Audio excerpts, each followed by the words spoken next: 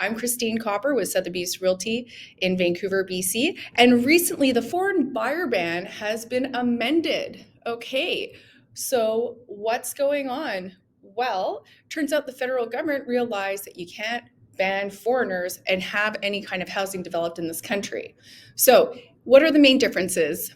First of all, it no longer applies to anybody who has a work permit or is authorized to work in Canada as long as the permit holders have at least 183 days or more remaining with their permit and they have not purchased more than one residential property. Also, there was another change. Non-Canadians are now allowed to purchase residential property for the purposes of redevelopment. This is really important. It's critical because like last year we had 1 million new people to Canada, but we don't have a really great housing plan. You might ask, well, what about renovations and remodeling homes?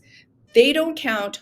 Only major substantial renovations that are considered a redevelopment. It has to be the equivalent of constructing a new building or changing the use of a property. For example, sometimes when you renovate a home down to the studs, it can be considered a brand new property and GST is applicable. And there's more. Now, non-Canadians can also purchase vacant land zoned for residential use and use it for any purpose. This was a big thing. So you're wondering, well, what's the difference? How does that prevent non-Canadians from purchasing property in Canada? The foreign controlled threshold is now 10%. So what happened was a developer that was local but perhaps had financial backing or their main office or shareholder in a foreign country was unable to purchase any development land and do whatever they want with it. And 3% is really restrictive.